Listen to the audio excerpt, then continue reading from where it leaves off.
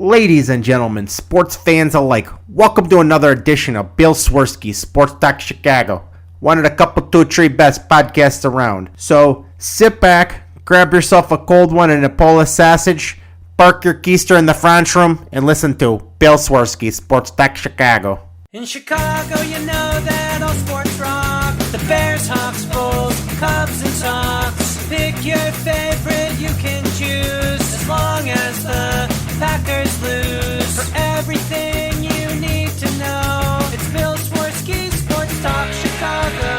Bill Swerski Sports Talk Chicago. Hey everybody, welcome to another edition of Bill Swerski Sports Talk Chicago. This is your hosts, Alex and Sean.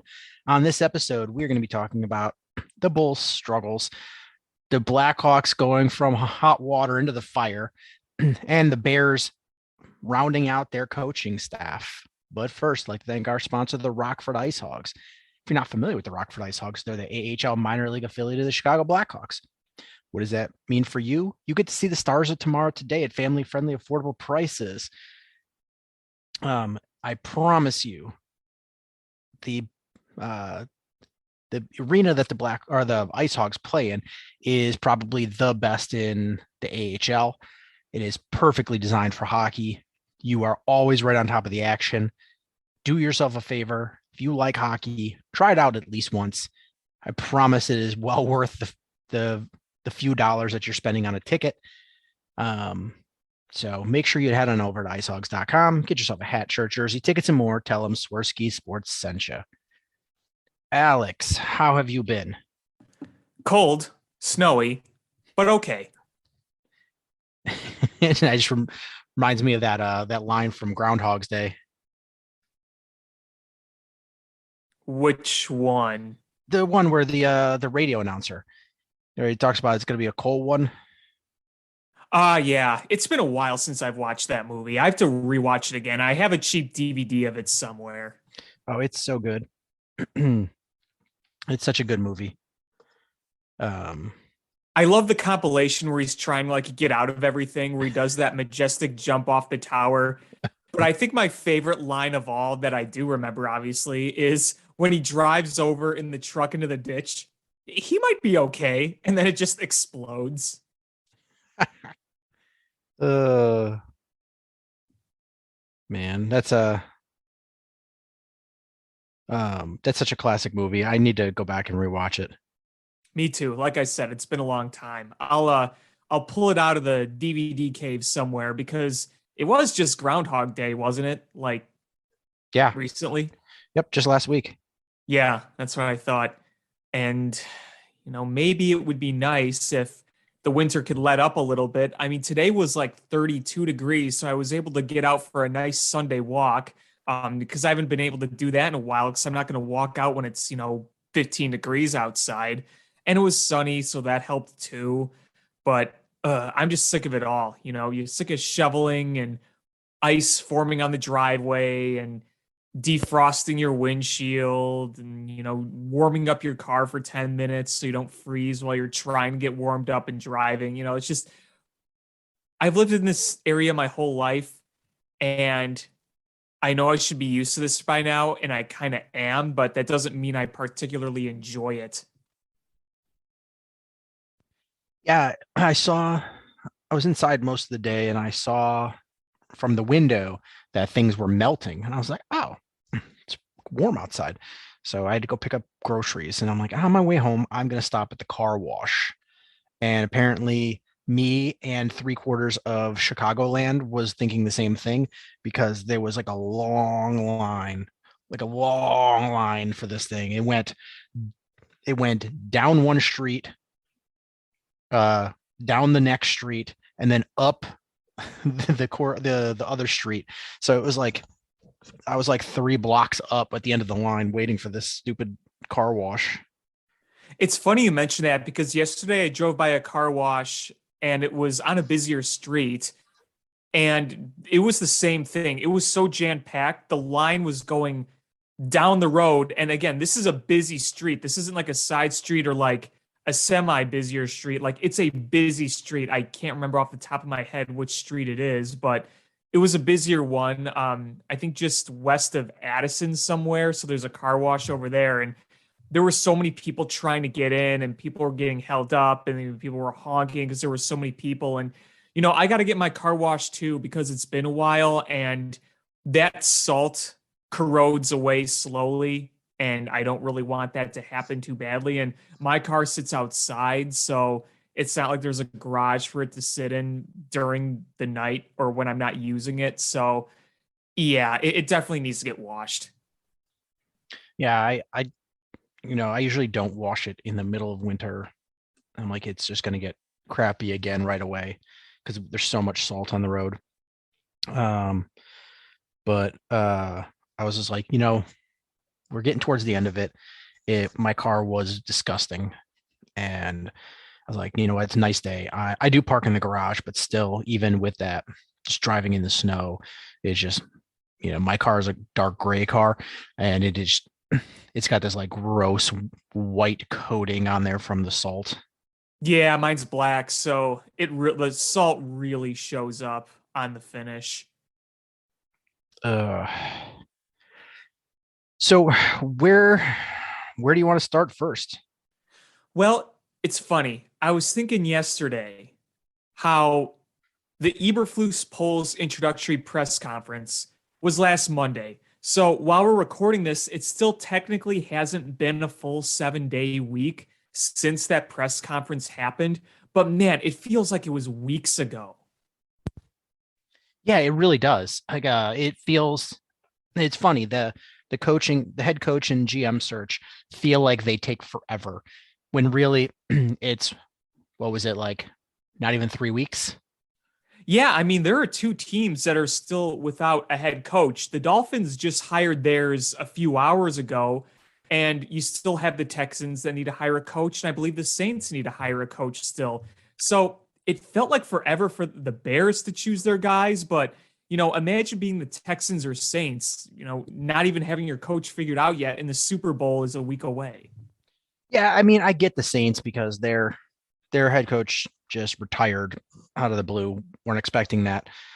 The Texans are a hot mess. They're just something else. And maybe Josh McCown will end up being their coach.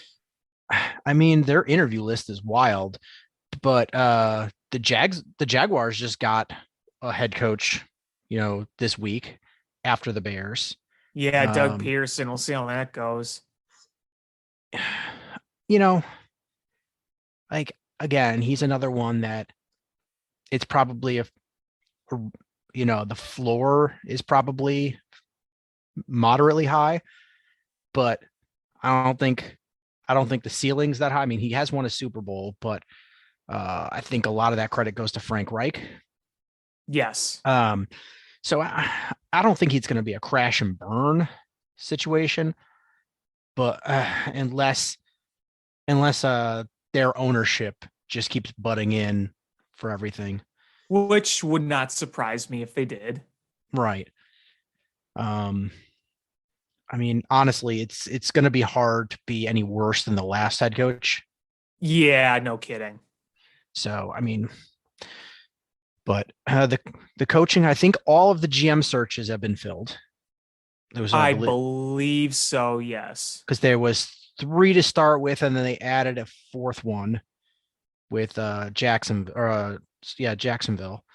And I think they've all been filled. And now the Bears, they have their head coach, they've got their general manager, and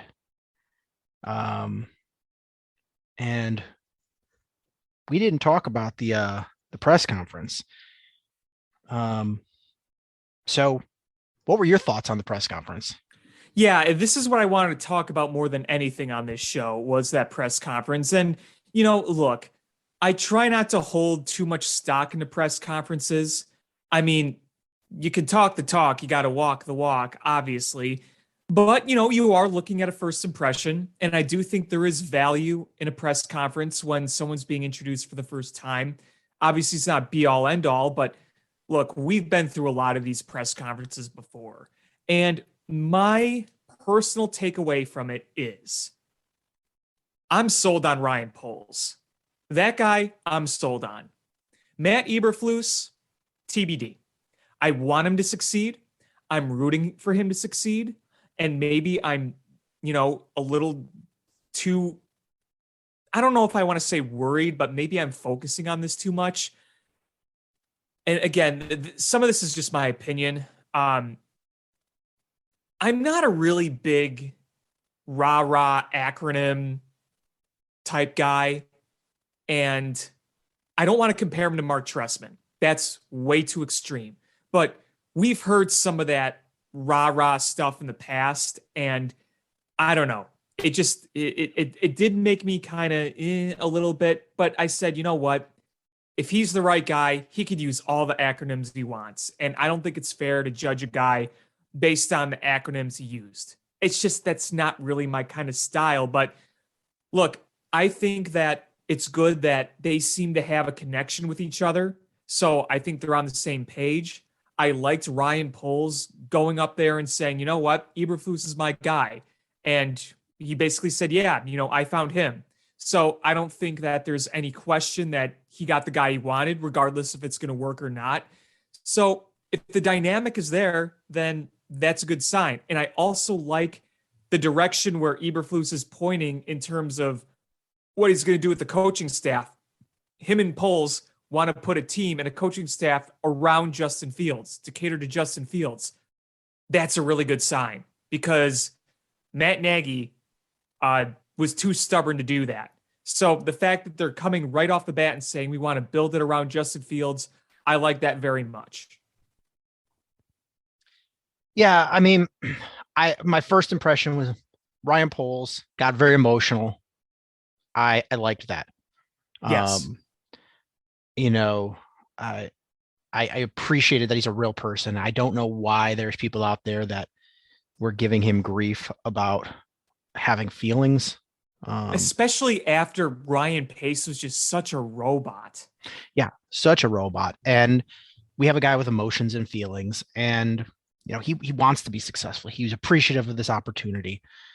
The press conference confirmed my fear that I talked about on the show last time, that I was worried that George would say that Ryan Poles could pick his head coach, but was it from a predetermined list that was of people that they've already interviewed? And it clearly was.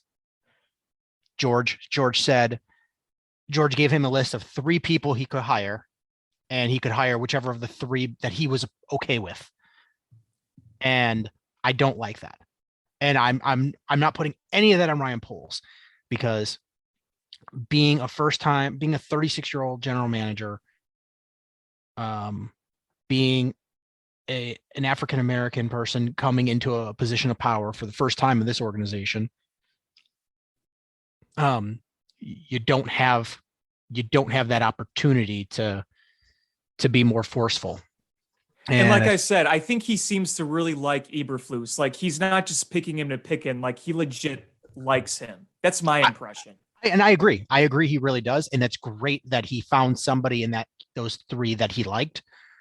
I don't think that was, of those 3 finalist people, there was necessarily a bad choice.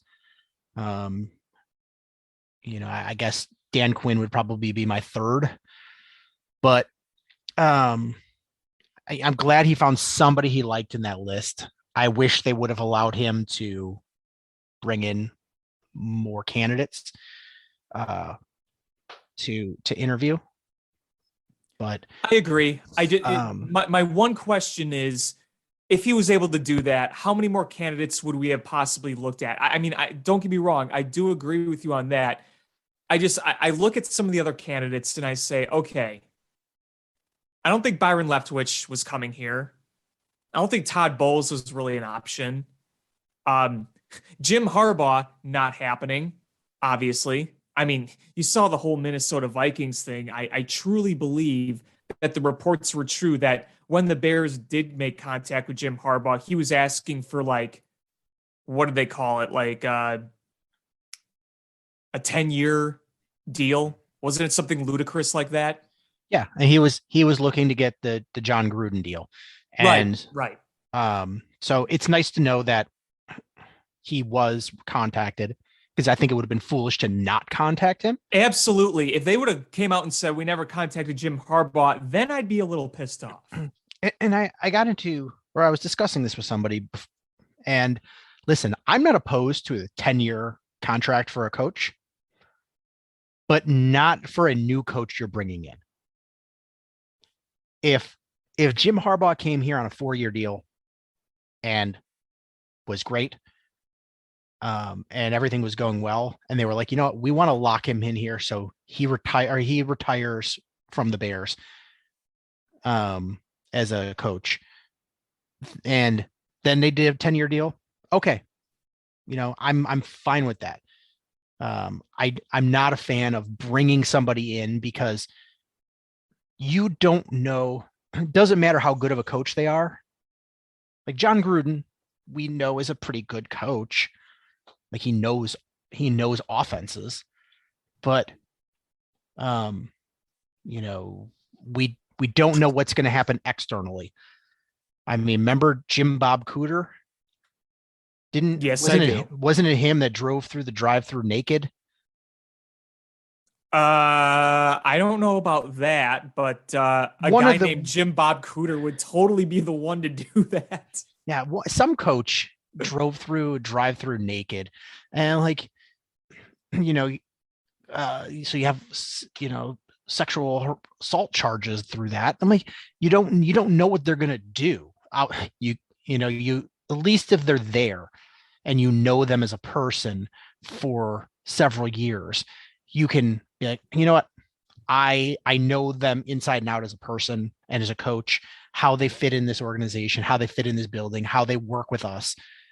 I'm fine extending them for a long time. Yeah, and I agree. And especially for a guy like Jim Harbaugh, who has that fiery personality, I mean, we saw how things ended in San Francisco. And the guy I think he's a very good coach. And I think one of the most attractive things about him is that he would bring in an elite coaching staff with him. But if you're locking Jim Harbaugh down for 10 years and you're a bit weary of how long he's going to, I guess, stay as welcome here, it's really risky to do 10 years.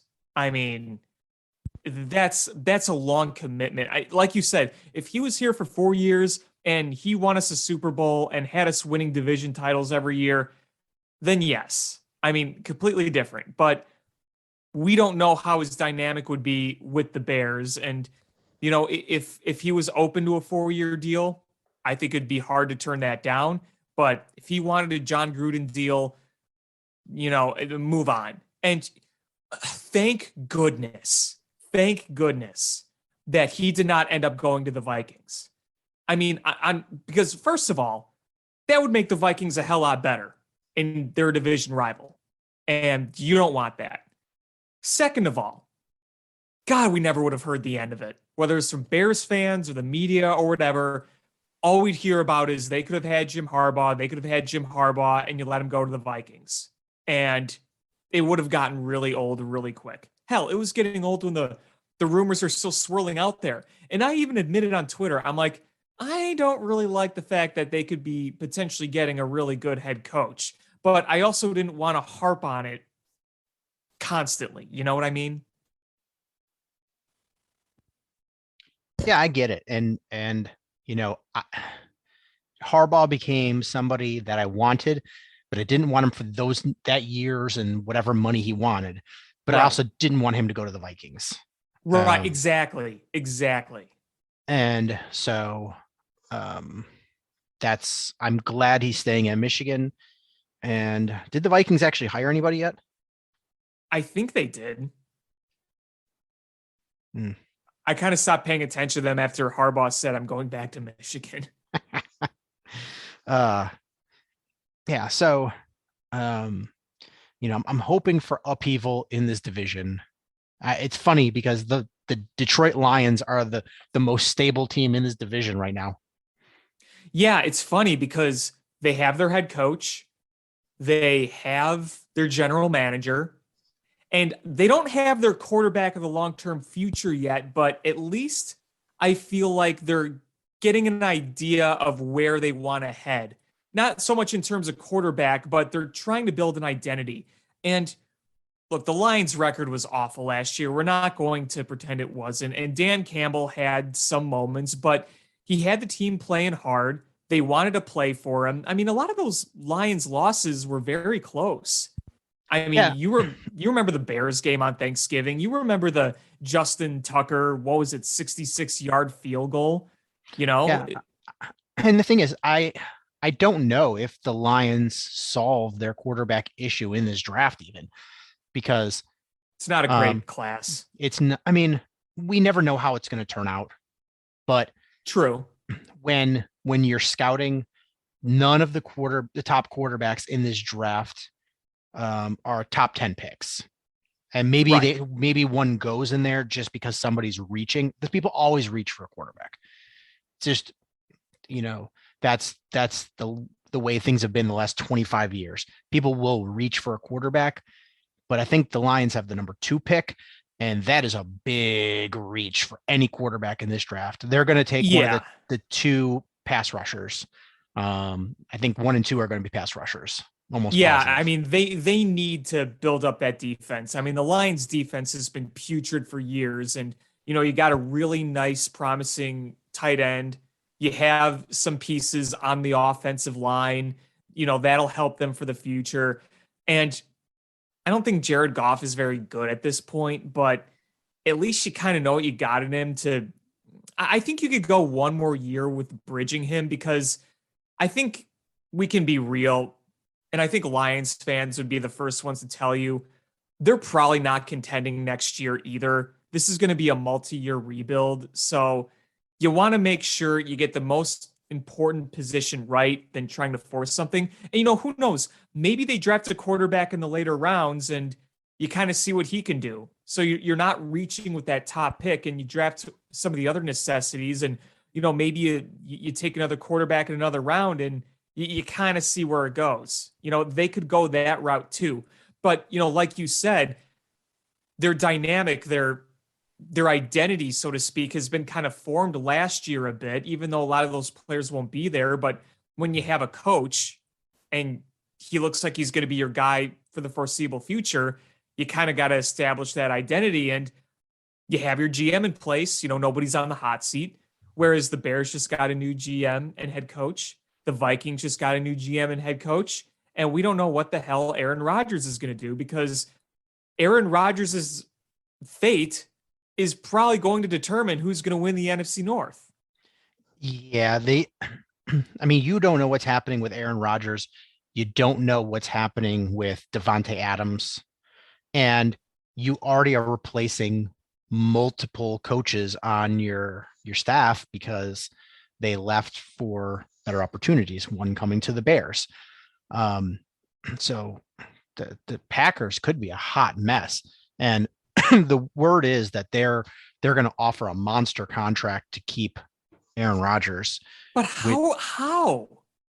They're going to kick the can. They're going to do what the Saints did. The Saints were like $70 million over the cap a couple of years ago, and they kicked the can down the road. And now it's time to pay the piper. Eventually you have to pay the piper. You eventually have to reset and fix your salary cap problems. And the good thing about the NFL is that you can do that pretty quickly, but there's like a 2-year span. Even if you're terrible, there's like a 1 to 2 year span that you just got to bite the bullet and just, get rid of all of your cap issues, because you can terminate contracts. They're non-guaranteed. Unlike baseball, where, you're stuck with that bad contract forever. So with Aaron Rodgers, they could structure that like they did with like the Saints. Tom Brady retired. I'm sorry, not Saints, the Bucks. Tom Brady retired. And if they just put him on the Bucks put him on the retired list right now, they would wind up being like 20 million over the cap. Something ridiculous. Yeah.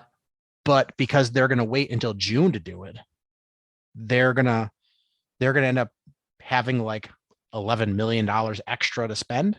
because of the way they structured it. They structured the deal with the anticipation that at some point, either this year or next year, he's going to retire because it's eventually going to happen. And they prepared for it. They were prepared. And I'm sure the Packers will do the same with Aaron Rodgers. They will prepare for that. Davante Adams will be a different situation.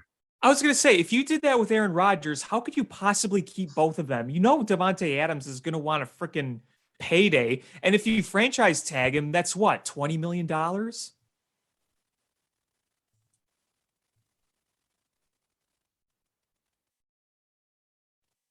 How's that going to work?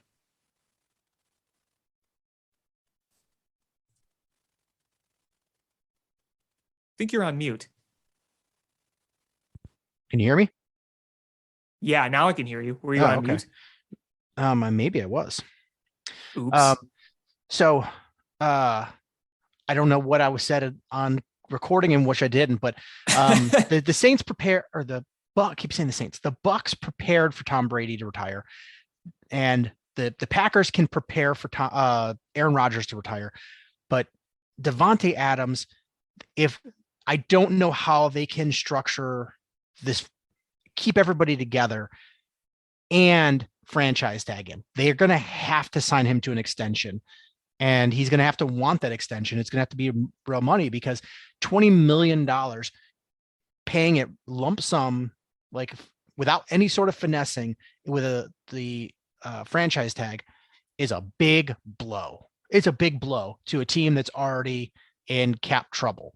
They're going to have to essentially defer all of Aaron Rodgers' money. He's probably going to get like the veteran minimum salary, and then everything is going to be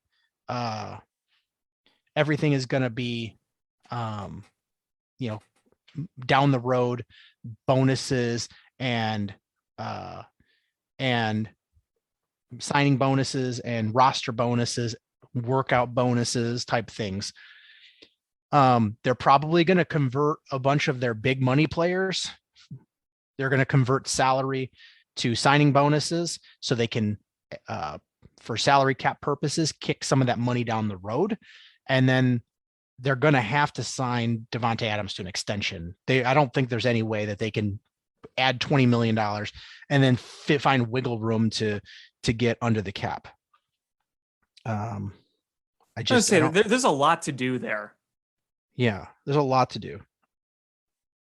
And they are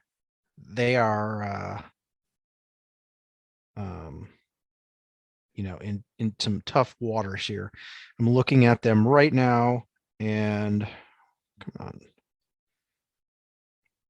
They are, for next year, $51 million, just shy of $51 million over the cap without Davante Adams. Wow. I mean, I know you can kick the can down the road, but Jesus, if you try to keep both those guys. Well, I mean, like I said, Aaron Rodgers, you're going to defer a lot of that money. They're probably going to convert a bunch of Zadarius Smith's money into a signing bonus. Same thing with Bakhtiari and Kenny Clark and Preston Smith. Those are all guys that they're going to defer money to, and they're just going to kick that can down the road to keep that window open a couple more years. And they could probably do it for, I don't know, a couple years. And then, eventually they have to pay the piper. You got to pay it eventually, right? I mean, how can you get away with that for so long? I mean, what's crazy is they do not have a single contract on that roster that goes beyond 2024. Really? According to Over the Cap. Huh. Interesting. So I just wonder, honestly, and I'm probably going to be wrong, and he's probably going to stay, and he's probably going to continue to dominate. But I've said this before. We've talked about this before slightly, but he's almost 40. And, he's taken a good ribbing over the years. He's shown absolutely no signs of decline, but, couldn't you wonder if he's kind of just a ticking time bomb, that eventually that age is going to catch up to him. It didn't for Tom Brady, clearly, but Tom Brady's 1 in a million. Yeah, eventually Aaron Rodgers is going to take a hit or just something where it's just, not going to be the same. I mean, when you play that long and, you play in Green Bay, and Green Bay is cold, the weather is brutal. I mean, look at Tom Brady at 44 and look at Aaron Rodgers at 39 and look at like Brett Favre at 39. It's like, gray, wrinkly. It looks like they're 15 years older than Tom Brady. And Tom Brady's the oldest, is older than Aaron Rodgers. And yet Aaron Rodgers looks a heck lot older. I just wonder how much longer Aaron Rodgers is going to play at his prime level. And here's another thing to think about too. If he doesn't have Devontae Adams next year, is he going to be putting up as great in numbers? Absolutely not. I mean, absolutely not. Yeah, I don't think so either. And I think that's going to be a package deal. I'm sure Aaron Rodgers is going to be like, are you signing a contract here? What are you doing? And that's going to sway what he does. And again, like last year, there were so many people saying, I don't think Aaron Rodgers is going back. I don't think Aaron Rodgers is going back. I mean, that's all the talk right now is that Aaron Rodgers is gone, but I will believe it when I see it. Yeah, just like Tom Brady retiring. I didn't believe it until I actually saw it. Right. And until it came out of his mouth. And even when Schefter posted it, it was funny. I don't know if you saw like the comments on Schefter's post, but people were like, oh, Schefter taking another L on this one. Like, when is Schefter wrong? Like he retired like 3 days after he said. It was a timing thing. I think he was planning to, and then went, shit, Schefter scooped this. Now I'm going to postpone it so I can do it when I want to do it. Right. He could be like, So until I see it officially being reported that he's no longer a Green Bay Packer, then I'm not going to believe it. He's going to be a Packer. And honestly, I sort of hope that they kick this can down the road and then they run into a situation, because you know what they're doing right now is Jordan Love. His rookie contract has got to be, this was his second year, right? He'll be entering his third year next year. And when you hear about the Green Bay Packers wanting Aaron Rodgers back desperately, that doesn't sound like a team that's ready to move on to Jordan Love. Nope. And here's the thing is, you've got 2 more years of his rookie deal, and then you've got to make a decision on that 5th year deal on his contract, his rookie deal, which it'll probably be $25 million. Are you going to pay him that? Or are you going to start from scratch and go looking for a quarterback? I mean, what's hilarious is the whole reason that they drafted Jordan Love is as an insurance policy if Aaron Rodgers decided to retire and hang it up, and be prepared. So they had a quarterback in the wings ready to go. And it has not worked out that way. It has been a complete cluster F. They angered him. They've caused a lot of controversy, and it sounds like they're going to throw the farm at him to keep him to stay, so that by the time he would leave, Jordan Love is going to be gone too, and they're going to be left with nobody. We'll be throwing that stat up. How many quarterbacks have the Packers started since Justin Fields took over as the Bears quarterback? Oh boy. The meatball is coming out. Oh, it is out. Oh boy. I think someone's got to calm you down. Someone's got to hit you with a tranquilizer. Let me just throw this one out there first, and then you can trank me. Okay. It's going to be great when we have future Hall of Famer Justin Fields, and they are trotting out the has-beens and wannabes and nobodies of the league. Oh, it's going to feel good. All right, I got my blow dart right here.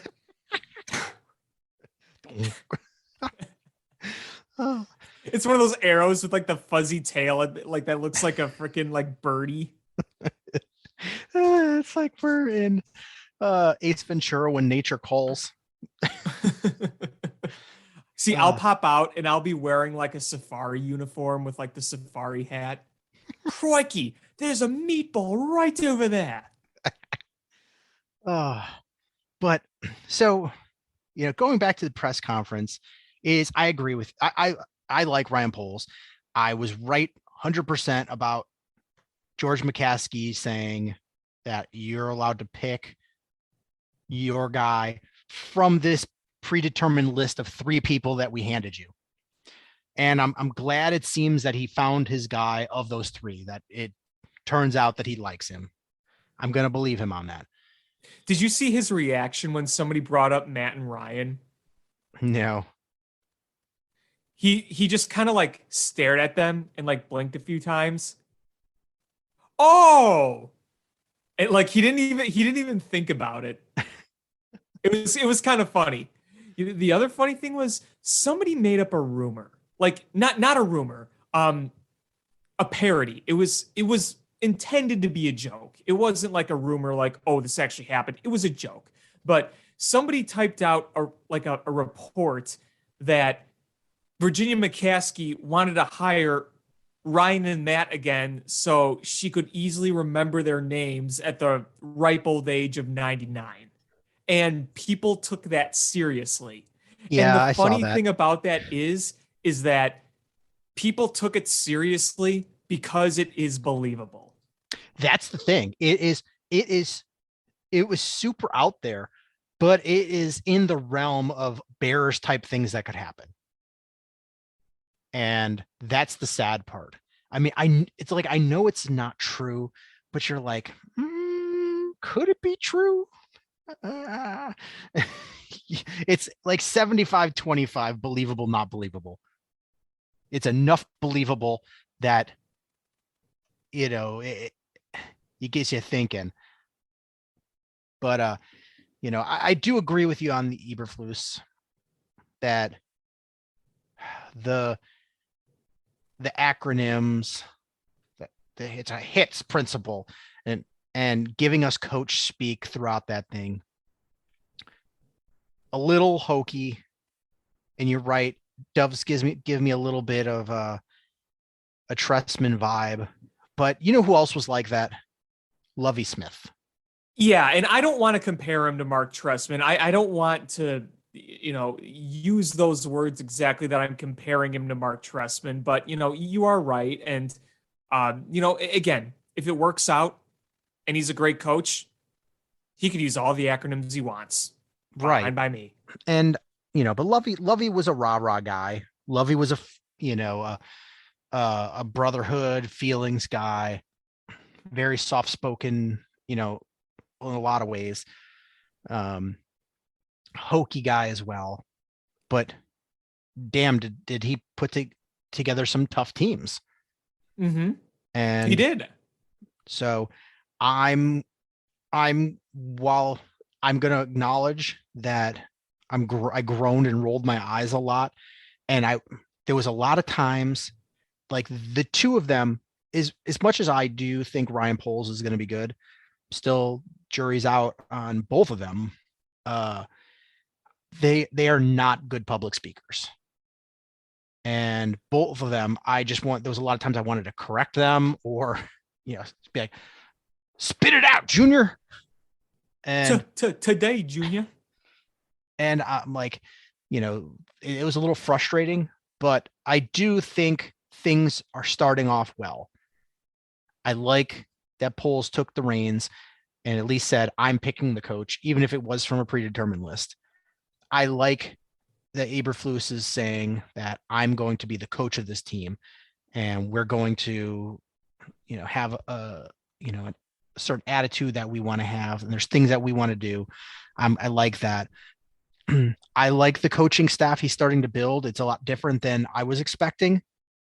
But we do have a coaching staff in play, or most of it. So now we've got Luke Getsy, who's the offensive coordinator, and he's coming over from the Green Bay Packers. Didn't call plays, but coming from that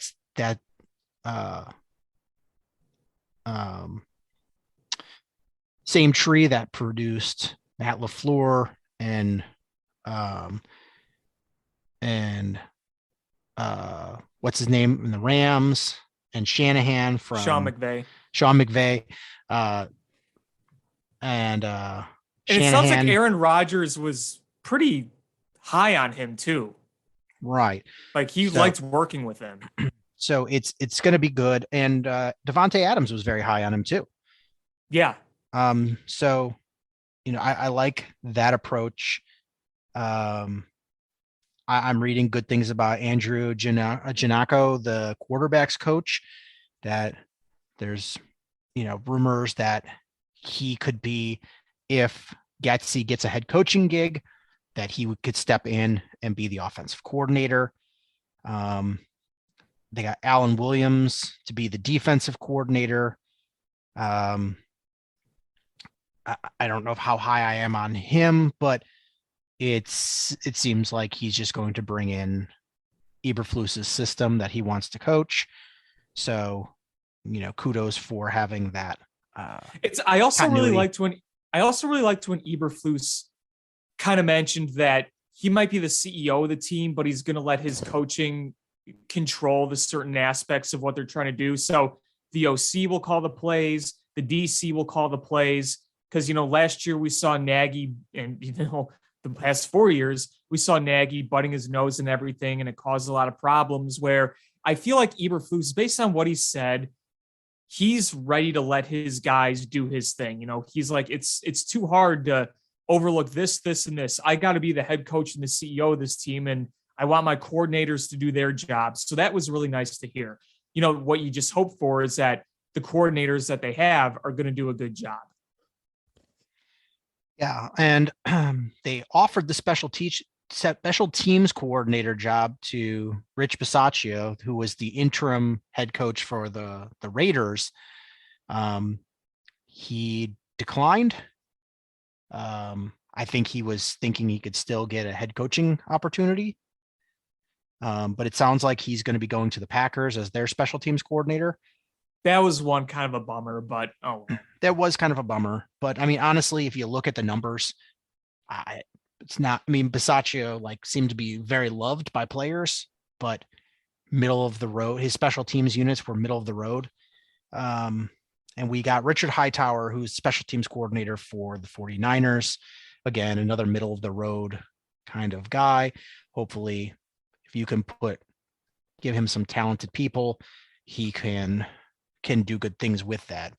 We did see that special teams got them to past the Packers. That was all on the special teams efforts. Yeah. And, the other thing too about that whole thing is I feel like the Bears have good special teams players as it is. And, if we bring back some of those guys too. So I'm not too worried about special teams. No, it's funny. You don't worry about special teams until you have to worry about special teams. Right. That's very true. That's very true.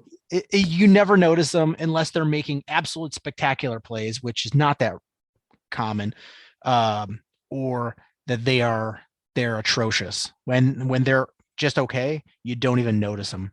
Right. Exactly. That's very true. As long as we don't fumble too many returns on punt or kick, as long as we don't get our kicks blocked, and as long as our kicker makes his kicks, then that's really what people notice.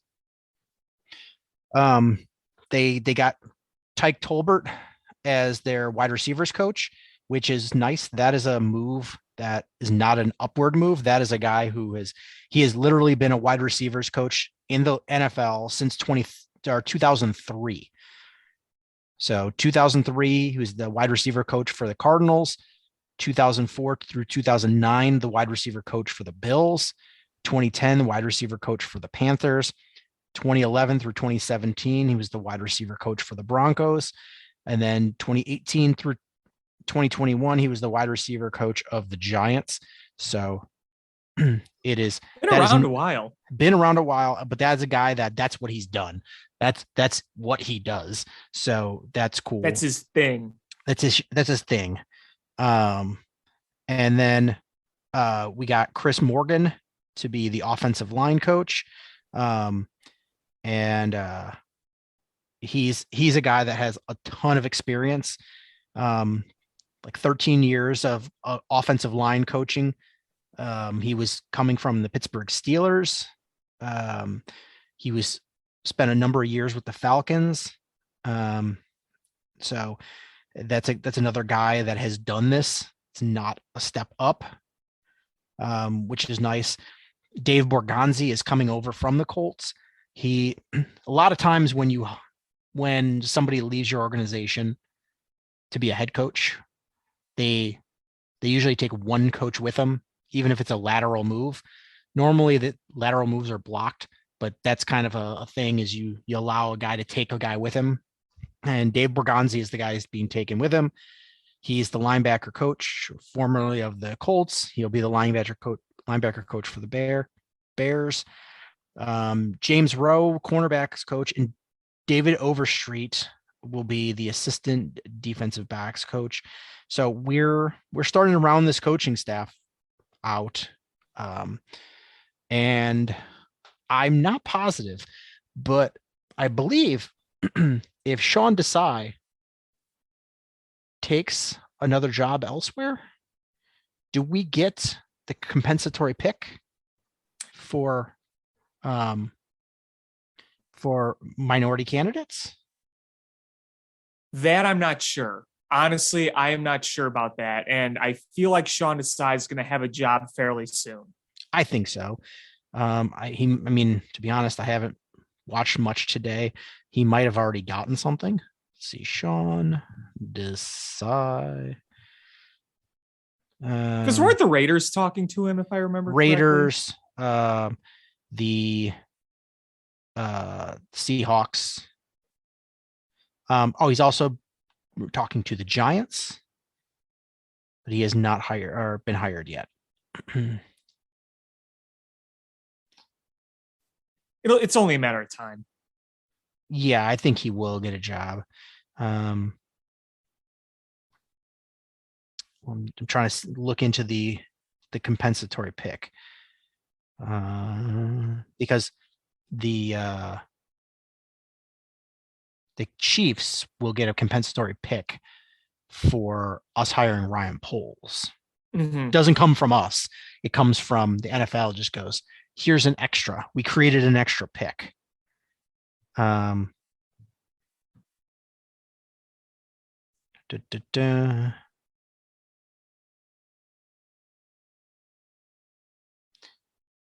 I'm not seeing anything about it. Oh, well, we'll figure it out later. But the staff is starting to get rounded out. We've already seen the head coach and the general manager at the Senior Bowl practice, which is nice. That was one of the things that was very important, I thought, to have your staff enough in place to go to the Senior Bowl, because that's always been a big thing, with not just because you see college players playing against lesser talent, and to see them play against the other people that are going to be drafted, big. Also, more importantly, I think, seeing how they practice, because, you might, if you're a wide receiver, you may not have a stellar game, because a lot of it is depending on the quarterback. What if they don't throw it to you? You might be open. They just either bad throws or they didn't see you. And, it's tough to have that count towards you when it's not your fault. But if you watch them in practice and you just be like, man, they're consistently burning this cornerback that's expected to be a mid to late first rounder, and he's burning them like crazy. That makes me feel good because that means he can play with, better talent. So you see how they practice. Are they practicing hard? What are the coaches saying about them? And it gives you more insight than just a handful of college games. So it's good that they got the staff in place to be able to go there. Plus all the league is there. It's, bumping elbows and, talking shop with other people in the league. Right. But I do like that they got an offensive coordinator from the Shanahan tree. I think that's the way the league was going. And if you're not going to hire an offensive mind to develop your quarterback, then bring in and hire somebody that's going to be your leader of men, and then have him bring in somebody from that tree to get your quarterback where you want him to be. And Luke Getsy seems to be that guy. Absolutely. And, you're talking while we're on kind of the topic of, having a staff. I couldn't believe that the Bears hired an assistant GM for the first time ever. Yeah. First time ever. And I like that. Love it. I felt like that was a big downfall of Ryan Pace. I don't think Ryan Pace was a complete toolbox at that job. I think there was things that he did well, but there was a lot of things that he didn't do well, and he had nobody to help him. It would be really nice if they had, under the Ryan Pace era, if they had just a cap genius. A cap genius, or just somebody else to bounce ideas off of. I think that would have been huge for him, because if the buck stopped with him and there's nobody else that's a football person that can be like, yeah, that's not a good idea. Like if you have savvy owners, they could just be like, no, that's not the direction we want to go. We have Uber fans so they're like, well, when is Justin Fields coming in? When? Why? But they don't know anything else. At least now you have another sounding board, because I don't want the head coach to be a sounding board for front office decisions. Right. I want the coaching staff to have input on things like, you know what, we need to upgrade a wide receiver. I think we need a big, tall outside receiver, or, we need a wide tight end. That's what we need. We're not happy with our guard depth. Can you get us guard depth? Or a guard starter. We need a right guard. We think we're going to do this with the left guard. We need a right guard. That's what I want from the coaching staff. But I want the front office staff to go out there and be like, all right, well, let's scour. What's it look like in the draft? Who are the sleepers as far as the undrafted rookies? What's the free agent market looking like? What about trades? Like, that's what I want them to do. And I don't want Eberflus to be in there I don't want him in the war room and draft. I want front office people. Yes. Because when head coaches have draft decisions, they usually don't go well. No, I agree. And having that assistant GM, I think that creates so much flexibility with what you do and how you make your approach, because there might be things Ryan Poles will admit to him and be like, hey, what's your opinion on this? I really don't know if I know what I want here. And, that could hold a lot of value. Having more than one mind isn't necessarily a bad thing, because it gives you another perspective. Right. And, the Bears also are bringing in people from multiple teams, multiple front office types. So Ryan Poles was with one organization, but under 3 different GMs. and you have Cunningham coming over from the Eagles, working under Howie Roseman. So you have the different perspectives there, different organizations that you have ties to. That's a big thing, is having ties to multiple organizations. Ryan Pace, it didn't seem like he had any ties to anybody other than the guy from the Saints, Loomis. That's it. The Saints are my good buddy, my good guy. And everybody else sort of just looked at him as the buffoon. And so it seems like polls, you're going to have, he's more well-respected. Cunningham coming in from multiple organizations. So you have, you have multiple organizations. You have your head coach coming in from the Colts, and you have offensive coordinator coming from the Packers. You're bringing the best from other teams with you. So you're seeing how things are done. Yeah. And going back to Ryan Poles for a sec, did you hear about what he said regarding the offensive line? Some of the stuff he said. Yes. And who he was exactly talking about, right? Oh yeah, of course. Jermaine Ifedi. Yeah. Like there's no way Jermaine Ifedi is on this team next year. He's just gone. And I, honestly, if I'm Tevin Jenkins and I heard that quote, I have to be grinning from ear to ear, because my new GM has my back on something that happened before he was here. And he's right. There's a time and place. You have to be smart. You can't just, every time somebody hits your quarterback, be out there getting a 15-yarder. But you know what? If they're going to cheap shot your quarterback, you damn well better be out there laying out guys and making sure you know. Especially when you have a young quarterback like Fields, Yeah. So I'm here for it. And you've got your GM and your assistant GM are both former offensive linemen. You know that he really cares. I mean, he's mentioned it multiple times. He really wants to emphasize offensive line. And I think Bears fans are praising the heavens when they hear that. And, he's got his work cut out for him, because I think, it would seem we have our two tackles. We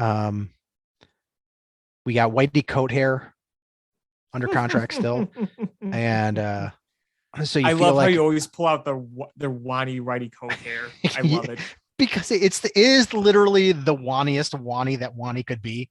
Yes. Whitey Coathair. Whitey Coathair. So I don't know if you move him back to center and then go for two guards, or you leave him at guard and then you try to replace. Do you bring back James Daniels? I don't know what kind of money he wants, but you're most certainly looking for a new center, and I don't know where you're going to find him, because the center market is either top dollar guys or guys you don't want. They're not upgrades. And the draft, the top ranked center, I think, is going to be like a 4th round guy. So I don't know if he's a guy that's going to come in right away and start and,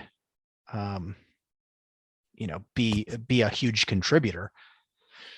So that's easier said than done to fix it. That's for sure. Yes. Replacing the center, which makes me think that it's probably that moving Whitey Coathair back to center is in play. I feel like that's going to be in play. I don't know if I love it. I think so too. But it has to be on the table until you have a better option. Okay, so another question that I've seen come up quite a bit is Dave Montgomery. So he's going to be entering, isn't it his final year of his rookie deal? I believe so. Yep, right. And people have been talking about, what do you do with him? Do you extend him? Do you not? And I have that feeling that unless it's a bargain deal, I'm not sure, because look, I like Dave Montgomery. I think he's a very solid back. I don't think he's a guy that you give a ton of money to, because running backs are replaceable now. They're very, very replaceable. And you have big needs in other areas where you're going to have to pay up some money. So do you extend a running back that's good, but not like Derrick Henry great, or, even top 5 running back? I don't think you do. I think that you might just draft another one in the later round. I mean, look at Ryan Pace. He drafted Jordan Howard on his last year and traded him away, and then they drafted Dave Montgomery. I mean, you just don't pay big money to running backs anymore. You don't. But so I have a hard time paying a running back a ton of money. But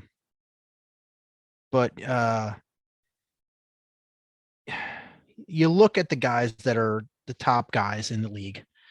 Najee Harris was a first-round pick. Joe Mixon was a first. He dropped down a bit because of the off-field incident where he punched a girl, but he was a big name coming out of college.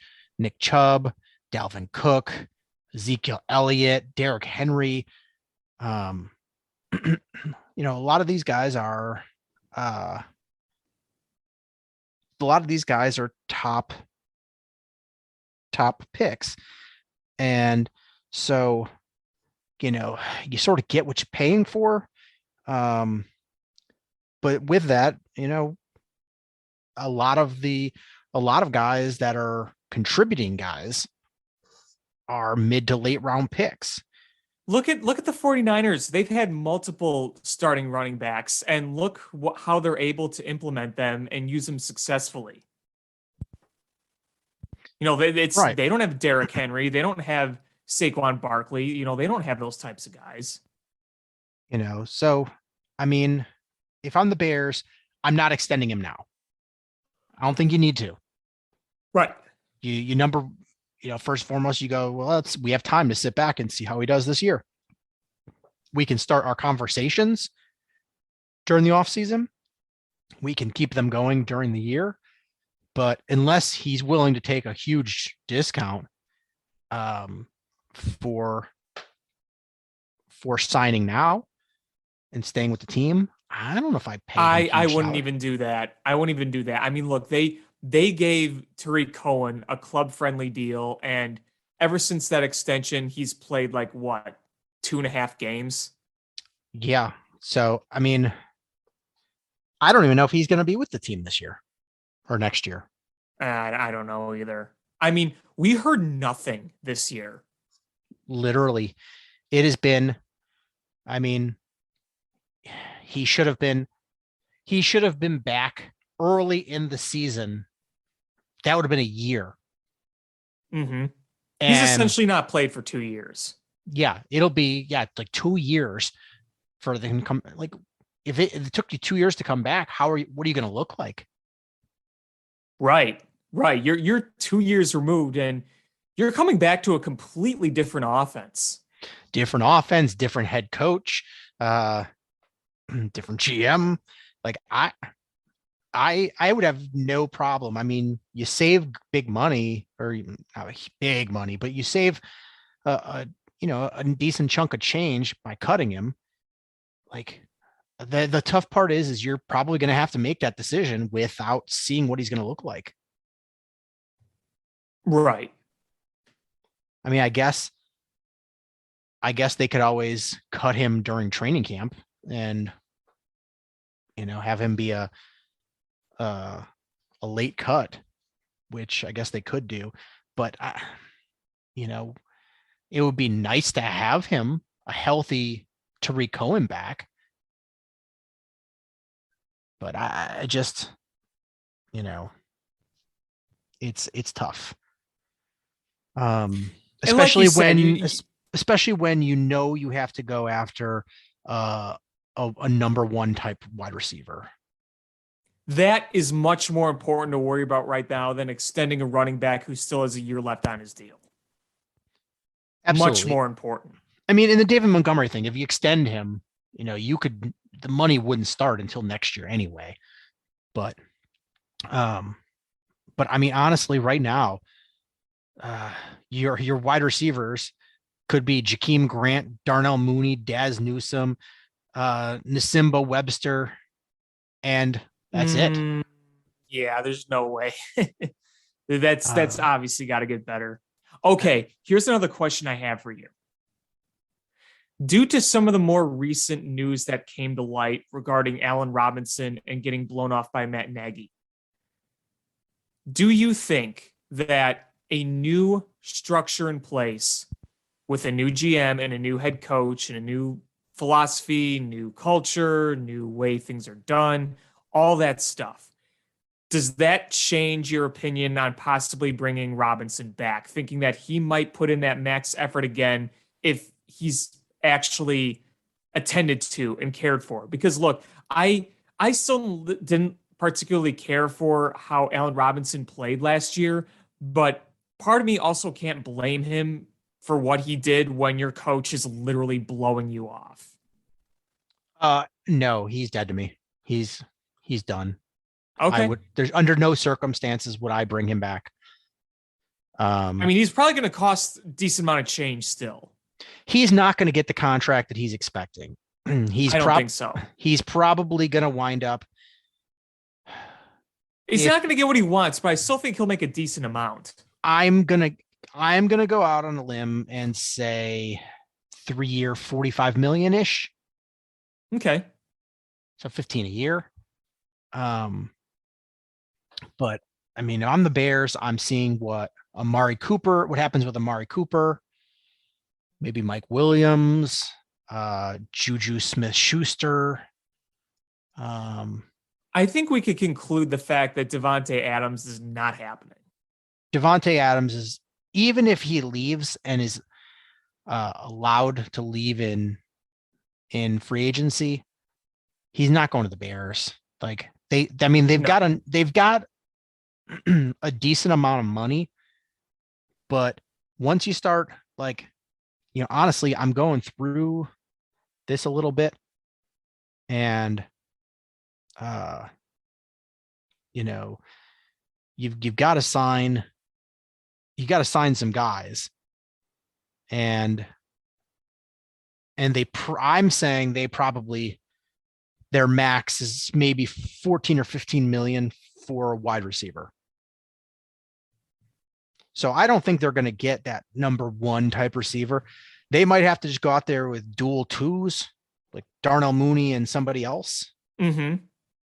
Yeah, I could see that. And then just play the matchups. Because not everybody's going to, if you put 4 okay wide receivers out there, it's, odds are you're not going to be able to cover them all. So I think you try to draft somebody fairly high, and if you end up taking a wide receiver with your number 2 pick, if somebody falls, then that's a possibility. Like, the hope is that you have a couple teams that reach for quarterbacks, and then you have some players fall. Because if you get a wide receiver fall, the Bears, maybe you can get a decent one that falls to you at your second round pick. And then you sign one guy, and suddenly now you got Darnell Mooney, a decent free agent signing, and your first pick of the draft. And that suddenly rejuvenates your wide receiver core. I could see that. And I could see it being like a Juju Smith Schuster. He's coming off an injury. I think he was on like a 1-year, $12 million contract, $8 million. If you get him at a pretty nice deal and you're bringing in a veteran with experience, I wouldn't think that'd necessarily be a bad thing.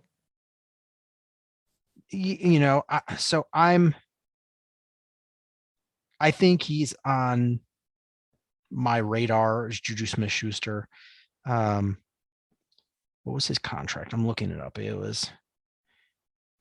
signed a 1-year, $8 million contract last year. And he's still only 25 years old. So He's that young, huh? yeah, I don't think he goes back to Pittsburgh. So if I'm the Bears, I keep an eye on for him because with that injury, you might be able to get him on another 1-year deal. Yeah, you could. You could. What's Mushin Muhammad up to these days?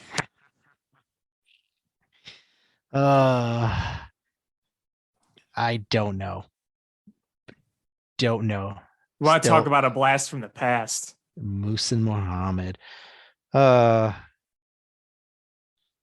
let me pull up the current free agents. How about the Johnny Knox comeback tour? Oh man, Johnny Knox. I think that he was a legit player. He was a legit guy, and unfortunately, he got bent in half backwards. Yeah, that injury was brutal.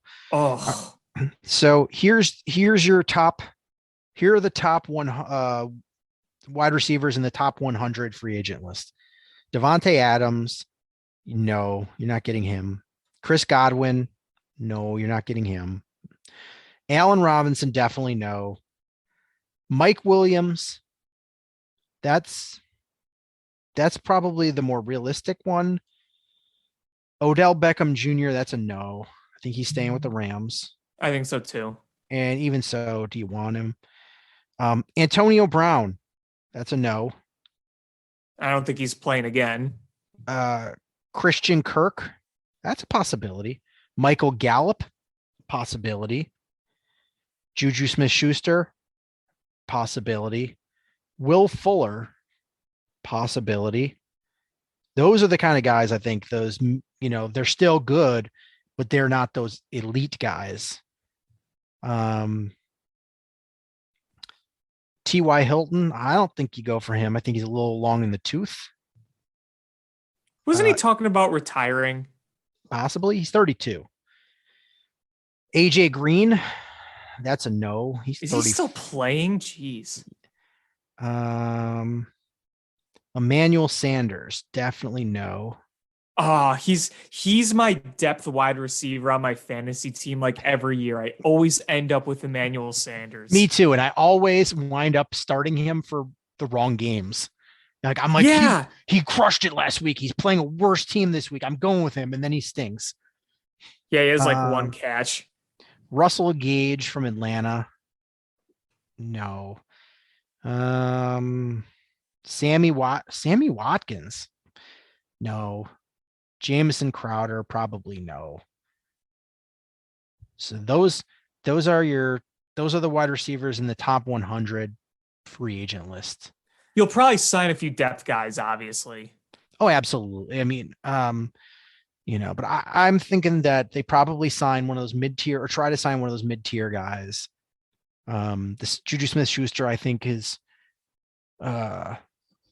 he's gonna be a guy that's coming back from injury. You could probably get him very affordably, probably on another 1-year deal. He's gonna be, looking to strike big, prove that he can play, strike big. And that way you're filling your wide receiver spot, but you're not killing your salary cap. Because like I said, is if you make some shrewd moves, you could have a decent chunk of change, but you don't want to screw your cap up, because Ryan Pace sort of did screw it up. And I think we're in a position where if we're smart about it, we can get ourselves back into the good cap position and still put a competitive team on the field. My concern is, what the hell do you do at the cornerback position? Yeah, that's a problem. That's a problem. Like, you're not going to pay JC Jackson. No. He's going to get stupid money. Stephon Gilmore's old. Carlton Davis is going to get a bunch of money. DJ Reed is going to get a bunch of money. Can we hypnotize the Broncos to give us Kyle Fuller back? Well, he's a free agent now. Oh, is he? He is, but he's 30. I thought he had one more year on his deal for whatever reason. Okay. Um,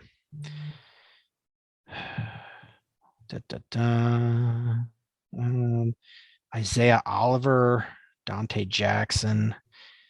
I think the goal would be to get a starting caliber guy in the draft this year. I would think so too. Yes. Honestly, is if you can get a starting caliber wide receiver, cornerback, and one offensive lineman out of this draft, I think you count your blessings. You can probably save some money by not re-signing Pat O'Donnell and bringing in a rookie kicker. Probably saves you close to $1 million. And I know you're like, really? That's what you're going to do for $1 million? But no, so every penny counts. Every penny counts. Yeah, with this team. So I started just throwing together a rough outline of filling out a roster. And I think you're set at quarterback. It's going to be Justin Fields and Nick Foles. Maybe you draft somebody in the later rounds. Or you'll carry, if they let you still carry a veteran, they might sign a cheap veteran to put on the practice squad. I wouldn't draft anybody. All I'm saying is like a late rounder, like six rounder. Even so, would you really waste the pick on that? You have so many other needs. You do, but you also need to develop a quarterback behind your developing quarterback. Somebody's got to be a depth piece. And I'm not saying you do, but if you got a guy that's there that falls, I don't know, I take a flyer. But you probably carry 2 on your 53. So Justin Fields, Nick Foles. You're probably set at running back. You've got Montgomery, Cohen, Williams, Herbert, unless you part ways with Cohen. And in that case, they probably will draft somebody late draft pick. Wide receiver, you need help. You desperately need help. I don't know if they're going to carry a ton of tight ends like they did last year. I would not be shocked if you carry Jesse James, Jesper Horsted, and Cole Kmet.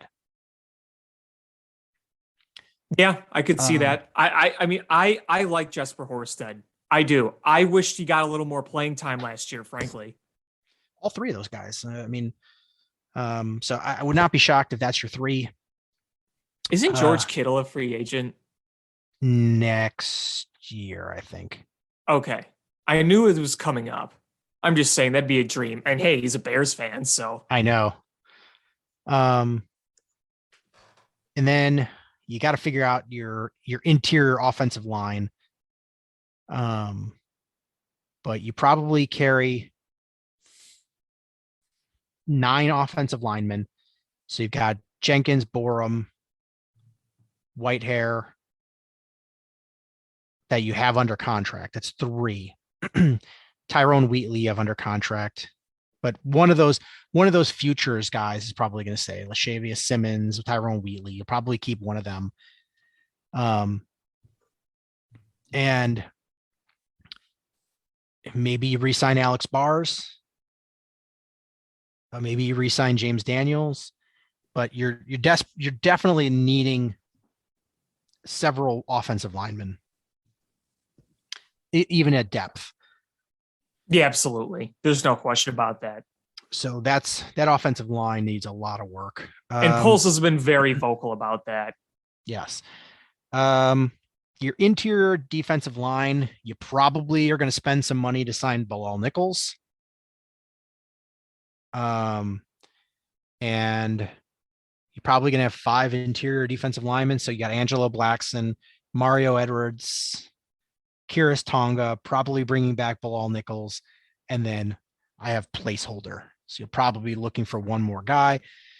I don't know if Akeem Hicks signs a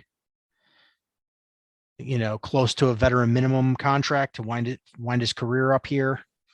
Yeah, I wouldn't give him any more than that. I mean, he hasn't played a full season since 2018. Yeah. Your defensive ends, I think you're probably set there because you got Quinn, Mack, Itachu, Gibson, and Sam Kamara. That's probably what you're going to go with. No more spending money or draft picks on that position. Nope. Linebacker, you may want to bring in somebody. I would not be shocked. They've got Caleb Johnson, Roquan Smith, Christian Jones. Maybe they bring back Alec Ogletree. Maybe they draft somebody. But they probably will need to have some late round picks or some low cost veterans, minimum guys to be backups. Safeties, Jackson and Gibson are under contract, but Deion Bush and DeAndre Houston Carson are free agents, but I would not be shocked if they bring both of those guys back and bring your same safety squad. Your cornerbacks, Jalen Johnson's the only guy you got. He's your lock. Thomas Graham, you have under contract. You've got Duke Which, Shelley. maybe he can still be something. He showed flashes in his short playing. But here's the thing: is you're going to be probably carrying 6 cornerbacks, and so you need depth. Even if obviously yes. So even if Thomas Graham, Kendall Vildor, and Duke Shelley, who you have under rookie contracts, they don't cost you anything. So you lock them in as you hope they're the bottom 3 on that your 6. Right. But Jalen Johnson right now is your 1. And then Duke Shelley, Kendall Vildor, and Thomas Graham, you look as your 4, 5, and 6. So who's your 2 and 3? And I don't know who that is. I would love for them to find just a really solid cornerback to play alongside Jalen Johnson, because you can't rely on just Jalen Johnson being that guy. Like you need depth. And even if Thomas Graham does end up having some value, which I think he can, I liked what he showed in a small sample size overall, but he's not going to be a number 2. No. So, you're like, you need, if you're Ryan Poles, this draft, you need to have some hits. And especially when you have so few picks. And I'm not super big on a lot of this first round picks, or the first, the guys that are first rounders. There's not a ton of guys that are like, oh man, definitely love that guy. I think it's going to be a fairly weak front end of the draft. So you sort of wish that you had a first round pick and you could trade back. This would be a perfect year to trade back, but you don't. So I don't like trading back with your second round pick to get more draft picks, because then you won't have a single pick until mid second round, third round. If you trade back from early second round, like I think you can't do it, but you've got to find an impact guy. And I think with the second round too, is you have a lot of guys that could easily project as first rounders, but for multiple reasons, they're not taken in the first round, whether injury, personal reasons, or there were just guys drafted above them. So, you can easily land first round caliber talent in the second round. And I really just wouldn't want them to part with that. Right.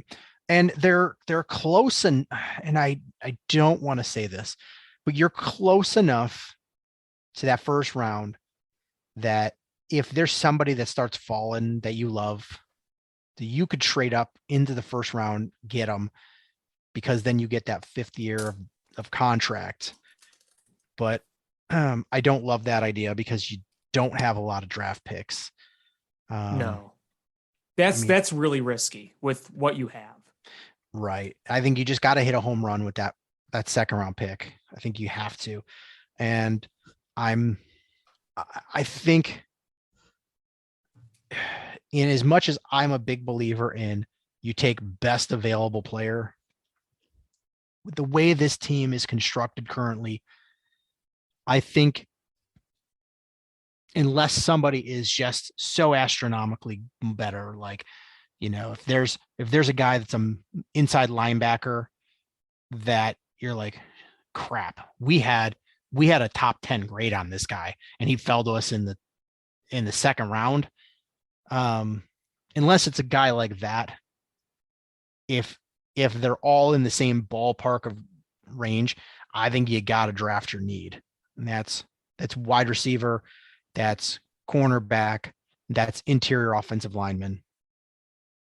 Yeah, I agree. And that's, looking at that and, doing, if you do this right, you can fix a lot of the holes we have here. And I think wide receiver is probably our number one need right now as it stands. But if you sign a fairly good wide receiver in free agency, one of those mid-tier guys, like a solid number 2 guy, I think that moves wide receiver down on your need chart. Like I think you still need to come away with a wide receiver in your top 3 picks. I think so too. But even if you sign a free agent, but I think it takes the pressure off you. There's in that second round pick, I think really you're going to wind up with either a wide receiver or a cornerback. And I just don't know what you do with that offensive line. I mean,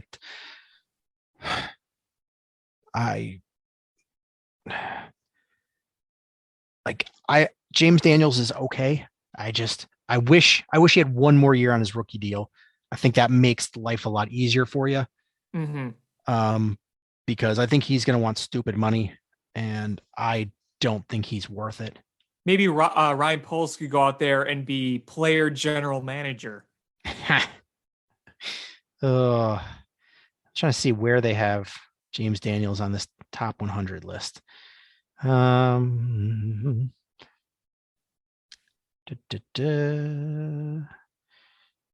the nice thing is if Allen Robinson signs a big deal, we get a compensatory pick next year. Someone overpay him. Let's look for every possible loophole we could get compensatory picks. I know, right?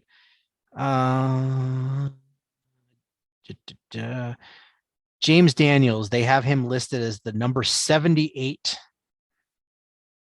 out of 100. Out of 100 of the top 100, he's 78th. Mm-hmm. And he is the number 4 of the Bears' top free agents, behind Allen Robinson, Akeem Hicks, and Jason Peters.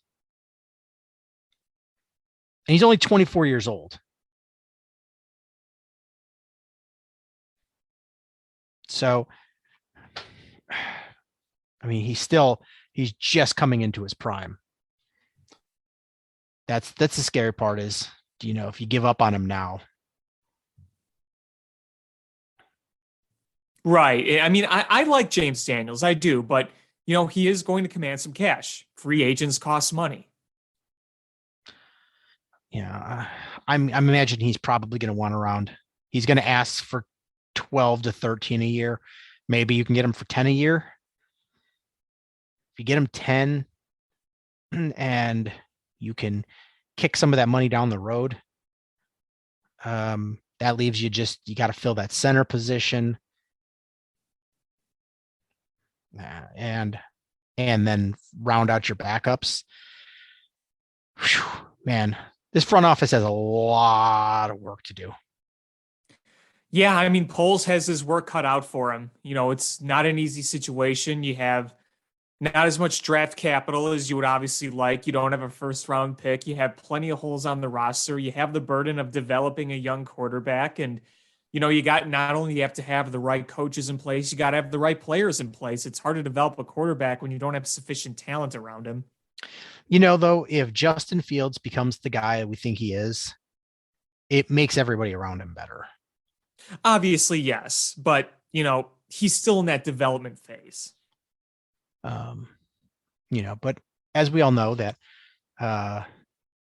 just like Joe Burrow, he leading his team to the Super Bowl. So we're expecting Justin Fields to do that next year. Totally. Would it be awesome if we were next year's Bengals? Right?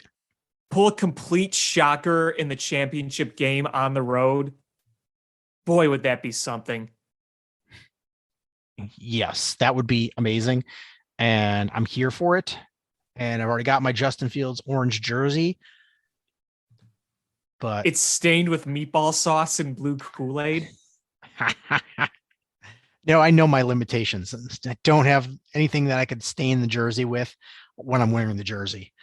I know my limitations. Oh, you say that now. But then when he throws a deep touchdown drive on the first play of the season, clink, clink, clink. I got nacho sauce on my jersey. But I hope you're okay with this. I want to take the next topic to Rocky Wirtz. Yeah. So we're going Blackhawks here. And the Blackhawks had just a lot to deal with the 2010 incident with Kyle Beach and being assaulted by a former coach and everything that went involved with it. And, the Blackhawks tried to sweep it all under the rug. And then ultimately, a lot of people got fired. But certain people were allowed to quit ahead of the game. But ultimately, everybody that they said was involved was relieved of duty. And they talked about transparency. They had a town hall meeting to talk about it. And Mark Lazarus asked a very, very fair question. And Rocky Wirtz turned into his dad. He really did. I mean, I really thought that it was Dollar Bill Wirtz resurrected. Sean, that town hall was supposed to be the new beginning. That was supposed to be them rebranding. You have Jamie Faulkner. You had Danny Wirtz up there, who, we were all led to believe was the guy at the top now. But Rocky Wirtz, he's still the chairman. He's still up there. The buck stops at him. And it was very obvious that it stopped at him when Danny Wirtz, who I believe legitimately wants this organization to do the best they can to be model citizens and try to do the rights that they can never take back. Because the most damning part of that whole thing was Danny Wirtz trying to step in and take back over and try to talk about the situation, and Rocky immediately just shutting him down. Shut him down. That's what scares me, is because if you're telling me that he is taking over and he's the one leading these initiatives and he's doing this and he's doing that, and then you shush him in public like that, no, he's a figurehead. You shushed him like a child. You shushed him.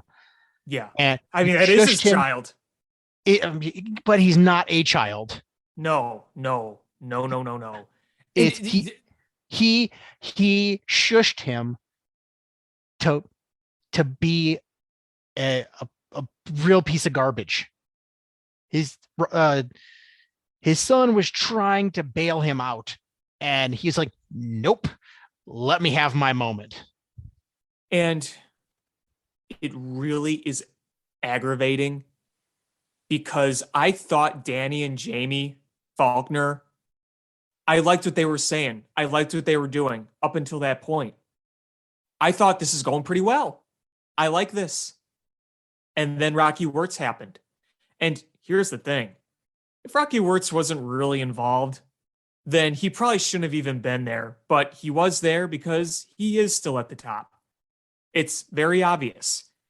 And, it's amazing. It's amazing. Rocky Wirtz was supposed to be the anti-Bill Wirtz, and that's what we saw him for a good 15 years. And then the Kyle Beach stuff comes out. The investigation clears the Wirtz family. And then this happens. Any goodwill that Rocky Wirtz had was within 30 seconds. It vanished into thin air, and it's never coming back. That there is no return from that outburst for Rocky Wirtz. And none. And he released a statement a couple days later, and it didn't fix anything. It didn't make me believe anything he said. Like he when you see firsthand that, you know, who he is and who he, you know, on full display, no words that he's putting forward in a press release that clearly wasn't written by him is going to turn back time. No. And somebody brought this up, and this isn't an excuse by any means, but somebody legitimately asked, like, is Rocky Wirtz like all there? Like that was the ranting of like a crazy person. And, you know, Lazarus, and forgive me, I don't remember the other reporter's name. But yeah, I don't either. I just remember Mark Lazarus was the one that because got Mark Lazarus blasted. is like he's the big reporter for the Hawks. So if you're a Hawks fan, you follow Hawks media, you know Mark Lazarus. But they were stunned, like, because they even said like Rocky Wirtz never talked to us like that before. But it's easy to hide behind a face, and you know, I really didn't know what to say for the first like few minutes when I'm like, did that just happen? Like, this was supposed to be the rebranding. This was supposed to be the moving forward. And Rocky Wirtz did that. I think there's only two options here. Rocky Wirtz needs to step down from his position and completely separate himself from the Blackhawks. Or they just need to sell the team. Because, like, I am giving a lot of benefit of the doubt. Danny wasn't even involved when that stuff happened. And everything that Danny has said and his approach so far has given off, it's been genuine. We've been duped before, clearly, but I still want to give the benefit of the doubt to Danny, because Danny even told the reporters, I'll talk to you guys afterwards. I'm more than happy to talk to you guys afterwards. And he tried to talk, and he was shut down. But Arthur Wirtz was a scumbag. Bill Wirtz was a scumbag. Looks like Rocky Wirtz is a scumbag too. Like, the Wirtz family just has stink to it. And I honestly believe Danny Wirtz is trying to do right. I think so too. I don't know if he's good at what he's doing, but I genuinely believe that he's trying. He's trying. The fact that he talked to other people about it. Yes. And he's trying not to sweep it under the rug. And, but I mean, and going into this, you know, prior to this is, you know, I plan to be the big Blackhawks talk, be the announcement that they're going to have some former players be involved in the general manager search. And, you know, I was like, you know what?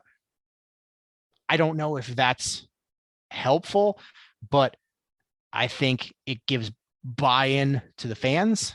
So you're like, well, they're people that I trust that know hockey are involved in this, that they're going to get it right, and that they're not going to retain their current interim general manager. But all of that just got swept aside with hurricane winds of Rocky Wirtz just inserting foot in his mouth. And I think I didn't see this live. I was doing something else, and I got a bunch of texts. Oof, Blackhawks. So I'm literally on Twitter trying to figure out what the hell happened. I saw the clip and I went, wow. I mean, it was that kind of thing where you stare at it and you're just mouth agape, like you don't know what to say as that's all going down. And the look on Eddie Olczyk and Danny and Jamie's faces, they're like, oh my God, is this actually happening? And Danny getting shushed. Like, Yeah. I wish there was a close up of his face getting shushed. And you could just see through his eyes, his brain going, oh no. Oh no. Oh no, not again. Oh no, not in public. Not in public. I bet Danny Wirtz at that point was praying, like was just looking up and saying, why did I take this job? Why am I here? I mean, he has a mess to clean up as it is, and that mess was just filled in with 10,000 feet of more shit. I mean, really. And the thing was, too, the night of that town hall, there was a game that night. Mm-hmm. Not only did they get killed on home ice, mm-hmm. but the United Center looked like 2006 again. Empty. Lifeless, empty. Actually, I want to talk about something, too. I was at the Blackhawks game against the Canucks last Monday. They lost 3-1. It was a horrible, horrible game. I was sitting up in the rafters, basically. I mean, the very top row of the United Center. And you want to talk about a lifeless arena and just thousands of empty seats. And the only time the crowd got into it was late in the third period. But you can tell the people that were getting into it were just the ones that hit the concession stand to get booze on multiple occasions. I mean, it was so lifeless and so dead. And after that outburst, I never thought we'd be in a position where it'd be as bad as the late Bill Wirtz era, but I think we're there. I think the remaining home games for this team, I guarantee you most of these games are going to be half empty at this point. After that, people are not going to go. I don't have any plans to go. Tickets were going for $2 on StubHub for that Minnesota game. $2. Oof. I got my tickets for 10. People got. I could have gotten a 100 level. I didn't bother looking at the 100 level, but I could have gotten 100 level seats for $50. Like, if somebody would have told you a couple years ago that would be the case, you'd probably laugh at them. Of course. And what makes this all just so horrible is all the horrific things that have come to light with the Kyle Beach situation. I can guarantee you that if this team was just flat bad and none of that stuff happened, it might not be sellout every night, but people would still go. People could still be invested in it. If the team was just flat bad, people would still go. But with this happening, people aren't going to go. Let's see. $29 tickets for Thursday against Columbus. Those will drop. If no one's buying those will drop. Oh yeah.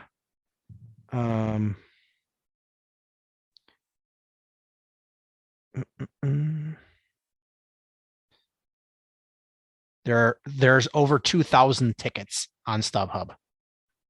Yeah, that sounds right. Somebody wants $590 per ticket for the 112 section. Yeah, right. Not going to happen, buddy. Let's see.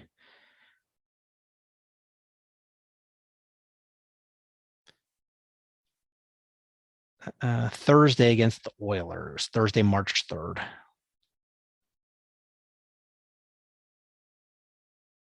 $20 tickets, and those will drop.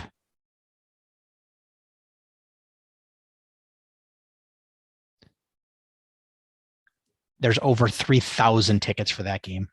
Mm-hmm. Good grief.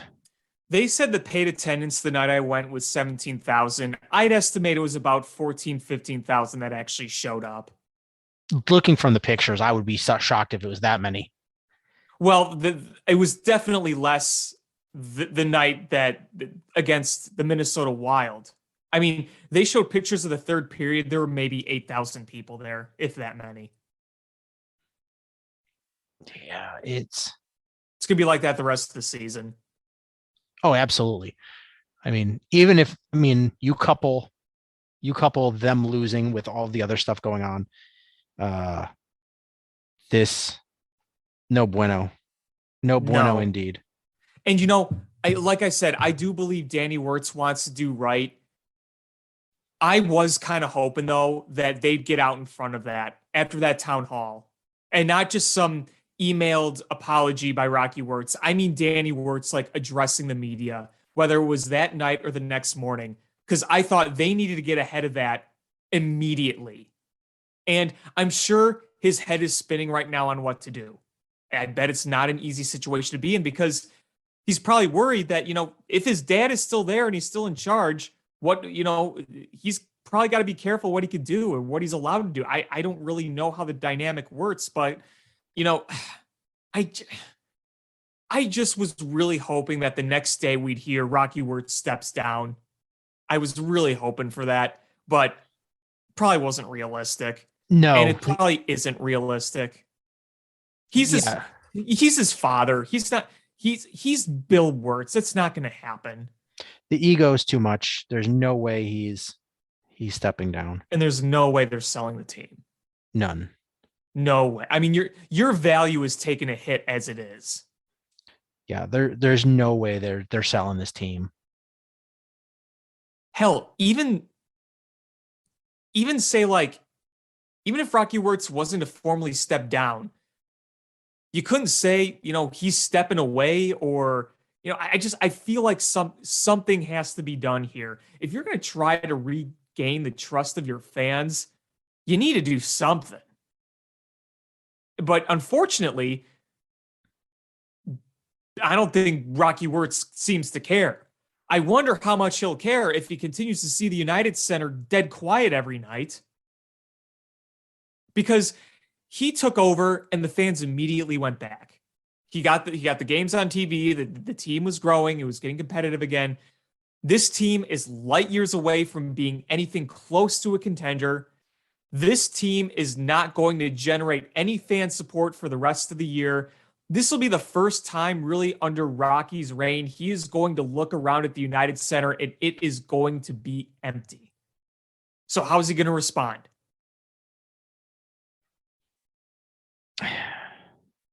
If he's like his father, he won't do a thing.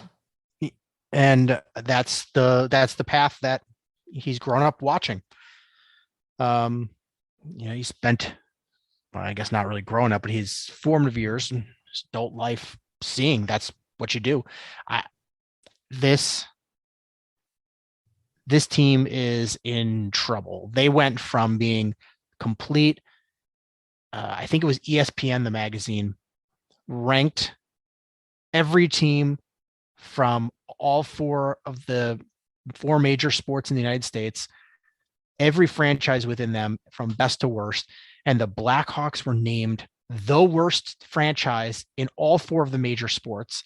Yeah, 2002. Yeah. Or 2004. Yeah. Yep. And just a few short years later, they were the model. They were close to the top if they weren't not number one on that list. Yep. And it was a miracle turnaround. And they didn't just, slowly go down that list. They rocketed back down to the bottom.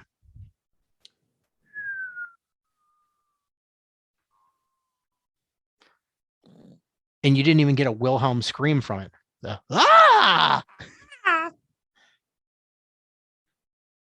It's a disaster. I mean, they're far and away the most irrelevant team in the city again. I mean, let's be real. And honestly, Chicago sports as a whole, we got the Cubs and, transition phase. They're not going to call it a rebuild, but it's a definite reset. Mm-hmm. I don't have any high hopes for them. The Bears, they're coming off of a disaster, and they got a lot of work. Mm-hmm. The Blackhawks are just abysmal. The White Sox have a good team, but they just won't pony up the money to be a great team. And the Bulls are decimated by injuries. The biggest hope in the city, and everyone gets freaking hurt. It's so frustrating. But I'll say this about the Bulls is that even in some of these recent losses, they've fought hard. I mean, today against Philadelphia, they could have easily gotten blown out in that game. You didn't have Kobe White. You didn't have Alex Caruso. You didn't have Lonzo Ball. You didn't have Zach LaVine. You didn't have Derek Jones Jr. But they kept themselves in the game until the end and gave them a chance to be within striking distance through much of it. They fought hard. Real heartbreaker in Toronto, but it looked like they could easily lose that game. And then they were able to take the lead, but, unfortunate roll, forced to OT, and then they got beat pretty good in OT. But again, they fought hard. They fought really hard against the Pacers. They got the win there. Ayo Dosunmu continues to just be awesome. So they're putting in as much hard work as they can. It's hard when half your team is out. What's wild is the Bulls have gone through just like apocalyptic injuries between, COVID issues, actual injuries. They have has any of their starters not been either COVID positive or had an injury? I can't think of one. I mean, Zach has gone through both. Mm-hmm. DeMar had COVID for a while. DeMar had COVID. Vooch had COVID. Lonzo, I think Lonzo Ball didn't have COVID, but he's hurt now. But he's hurt now. Caruso had COVID and is hurt. Patrick Williams probably avoided COVID, but he's hurt. And honestly, I was very hopeful he would be returning soon, but it sounds like we'll be lucky to get him during the regular season period. And what's crazy is through all of that, the Bulls are still the second best record in the East. As I've said to many people, as long as they can survive and get to the playoffs and get fully healthy, that's what they need to do. They just can't fall apart completely. Just survive, get the wins where you can. It's not always going to look ugly. You stay afloat, you'll be okay. And I mean, look at the Nets. You want to talk about it? Ooh. They're on an 8-game losing streak. They're spiraling. And now you hear these rumors of trading Harden for Ben Simmons, who hasn't played all year. Yeah, they're a disaster. But I mean, you look at the top teams, and nobody's running away with anything. Miami is 6-4 in their last 10. Bulls are 5-5. Cleveland is 7-3. They're the fast risers, I guess. Milwaukee's 6-4. The Sixers and Toronto are 7-3. The Nets are 2-10. Boston 7-3. I mean, you just go down this list, and it's just everybody's treading water. And but then in the West, those teams are just on a tear. Phoenix is 9-1 in their last 10. Golden State's 9-1. Memphis is 7-3. It's Phoenix is 42-10. Oh, that game tomorrow could get real ugly. It very well could. It very well could. But would it shock you if the Bulls found a way to win? No, not necessarily. Not necessarily. That's the crazy part. The Bulls are at least winning the games they're supposed to win, even if they're not winning pretty.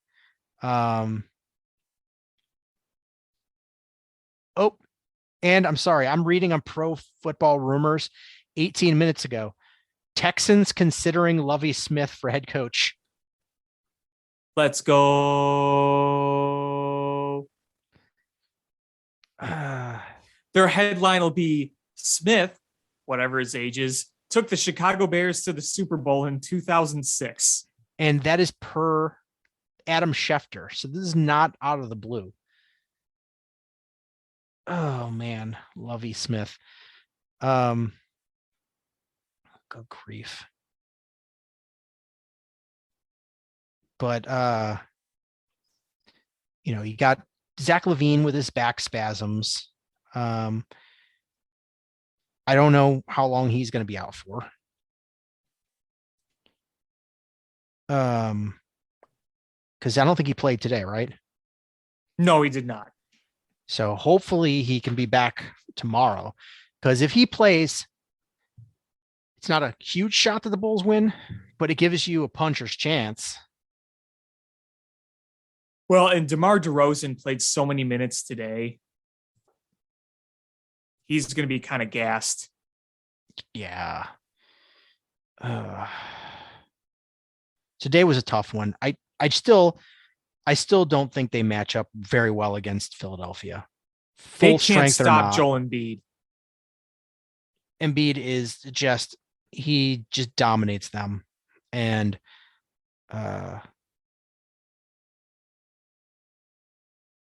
especially when you're decimated the way they are, he's going to do even better. He had over 40 points today.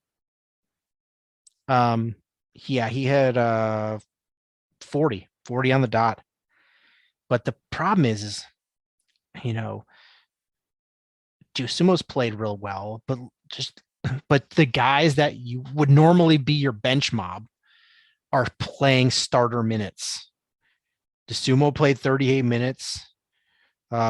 Green played 32 minutes. Brown played 22 minutes. So you're left with your bench. Was 4 guys, and they had a total of 10 points.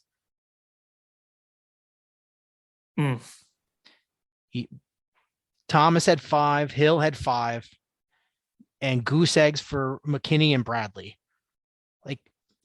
It's like we said that this team. Thomas was taking Denzel Valentine like shots today, man. Is anybody as confident as Denzel Valentine putting up a bad shot? I don't think so. That guy just when most people are on the playground shooting a tough shot and they just yell Jordan or Kobe, Denzel's yelling Denzel. And then you hear Stacey King in the background going, oh no. Oh, Matt Thomas. But we talked about this, going into the season early on when we saw the success, this is successful, but they're thin. They're a thin team. They can't withstand, too many injuries because they rely on their starters being good. And we've seen that, on some level, that's not fully true because we're seeing them still win, even with guys out for COVID, guys being injured. But at some point, it just starts taking a toll. Guys can't keep playing these minutes. And who takes the minutes? Who takes the minutes away from DeMar DeRozan? Yeah, right. It's frustrating because you don't have people to step in and take these minutes. It's not like, oh, they're just not playing well. You just don't have the guys.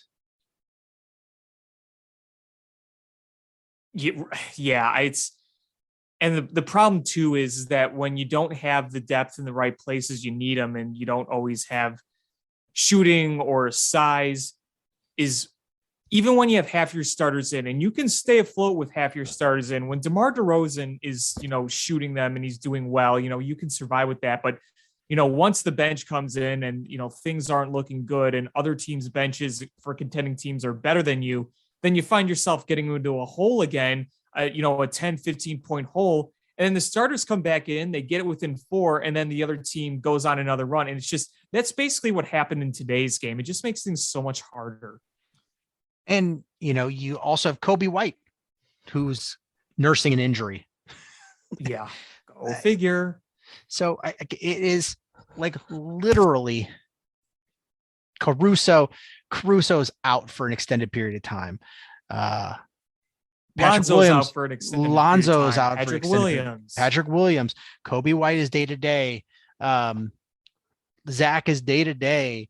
Like, but you just don't have the guys. Like I don't know what they're going to do for the trade deadline, but they need reinforcements. And honestly, as much as this sucks to say, I don't know how much I'm willing to give up to, what's the old saying is, don't throw good money after bad. And I feel like that sort of fitting now is just go into the playoffs, because you're going to make the playoffs. But I don't think you have a good shot of making it to the NBA finals. Just get the experience, play together, and then go into next year healthy and plug any holes you have in the off season. Because I think if you go through this trade deadline and you're throwing trade capital towards getting somebody, I don't know if you're plugging enough of a hole to fill all of these injuries. Right. Exactly. I mean, there's so much that you would ideally want for the Bulls to do and little ammunition for them to do much.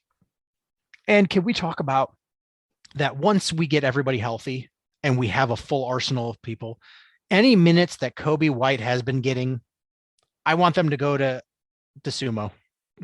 I don't want them to go to Kobe White. I think if you balance him out, I mean, I think that's perfectly fine. I mean, I would assume who has earned himself more playing time every game. I mean, he really has. He really has. And, his play has kept the Bulls, has helped keep the Bulls right at the top of the Eastern Conference. I mean, he has been the absolute steal of this draft. Yeah, that's to say the least. I mean, that dunk he had against the Pacers the other night was beautiful. Right? Like, were you expecting that? I was not. Not quite that level, no. I was excited as hell when this team drafted him. I said, just you wait, this guy's going to surprise you, but not like this. Wow. No, but you've been high on him since the draft night. You've been very high on him, and I thought it was a little bit of meatball sauce, but here I am being like, it might be meatball sauce, but it is delicious meatball sauce.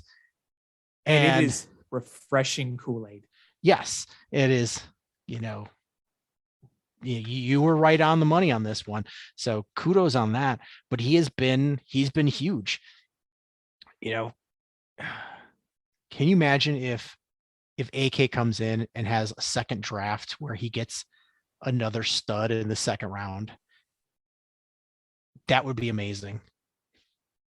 That would be awesome. I mean, when you were able to get a steal like that in the second round and you have an evaluator of talent like AK, you feel confident that even if you're not getting a first round pick, you can maybe find a piece elsewhere. He's earned that confidence with his reputation. He was able to get Ayo Dosunmu. So, maybe he finds another impact player in the second round in this coming draft. It would be nice to see. Though, do they even have a second round this year? I don't know. I can't keep track of what they have and what they don't have these days because they've had to trade picks and then give up a pick for the Lonzo Ball trade. So I don't even know what they have these days.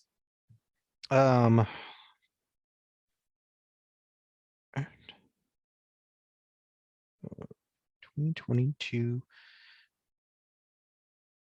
Bulls draft picks.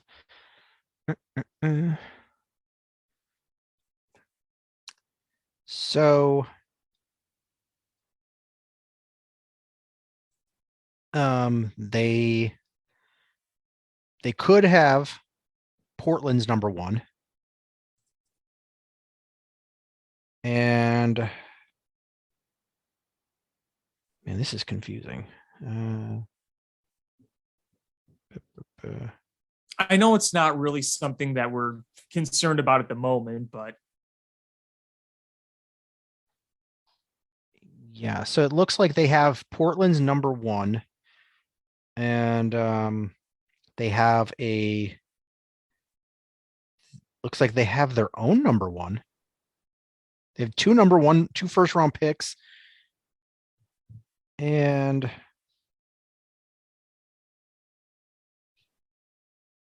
they would get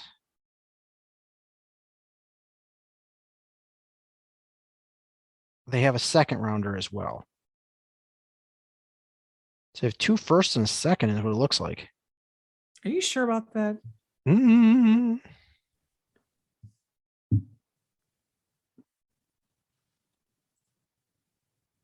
They have their own first round pick, and looks like they have the Blazers pick. I'm on prosportstransactions.com, which gives way too much information for me to read while I'm talking. They at least have a first round pick, though. Yeah, 2022 from Portland and from their own. Yeah. Round 2, 2022. Well, 2022 goes to either San Antonio or Sacramento. That's one of their second round picks, 2022. So yeah. So yeah, it looks like they get the Blazers first round pick unless it's a top 14 pick. There had to be some stipulations, yeah. NBA standings. So now I want to see where the Blazers are. The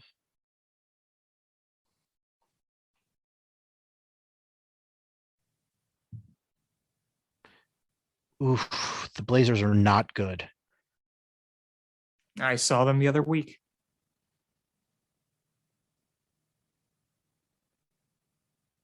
Yeah, it's looking like the Bulls might not be getting their first round pick this year unless they have a big turnaround. I was going to say. But we'll see what we have to say about the Bulls come next episode, because you're right that game tomorrow is going to be a doozy. And honestly, if they can stay competitive, make me feel a lot better. But if they get mud stomped, I would not be surprised. No, I wouldn't either. Is there anything else you want to talk about, though? No. Said my piece.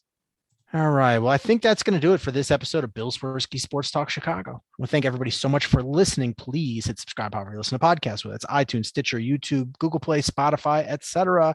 Share this podcast with your friends. That's how we grow the show. Follow us on social media at Swerski Sports, Facebook.com/Swerski Sports, SwerskiSports.com, or AlexanderJPatCreative.com for all of the cool stuff that Alex does. And again, share this podcast with your friends. That's how we grow the show. And thank you so much for listening. And until next time, bear down. Cubs win! What a lucky break! The good Lord wants the Cubs to win! We thank Dick and God for all they have provided. Cubs win! Cubs win! Cubs win! Oh, I don't want her. You can have her. She's a Packer fan. She can't fit in my van. And she looks like Remember, New Yorkers, smoking crack is not legal on planes. Bears 31 to -7. the Bears. Oh, when the Bears go bearing down